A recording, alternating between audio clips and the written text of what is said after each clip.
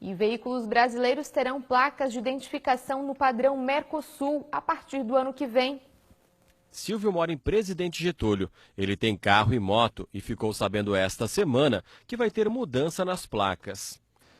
No lado é bom para ficar tudo legalizado certinho, né? Mas é mais uma taxa a mais para nós pagar, né? Mais um imposto, mais uma vistoria, né? Mais um documento a mais, né? As novas placas terão escritos os números sobre um fundo branco e a cor indicará a finalidade do veículo. O uso particular será na cor preta, o comercial em vermelho, carros oficiais em azul, corpo diplomático em dourado, para teste ou uso das montadoras em verde, veículos de coleção em cinza prateado. Além disso, as placas têm uma faixa azul escuro na parte de cima, com o símbolo do Mercosul à esquerda. Um dos caracteres de identificação, onde constava o município, vai ser o país de origem, mas ainda vai continuar o brasão do estado e também do município nessa placa.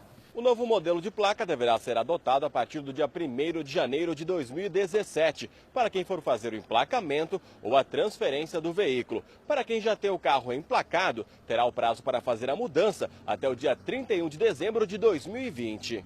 O delegado regional da comarca de Rio do Sul explica que a nova placa terá mais letras e menos números. Os indicativos dessa mudança foi justamente para aumentar o número de combinações das placas, porque passou de mais de 170 milhões de combinações para mais de 460 milhões de combinações.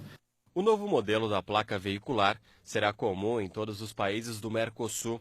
As medidas da placa continuam as mesmas, 20 centímetros de comprimento por 17 de largura. Para motocicletas, 40 centímetros de comprimento por 13. A mudança tem também o objetivo de dificultar falsificações.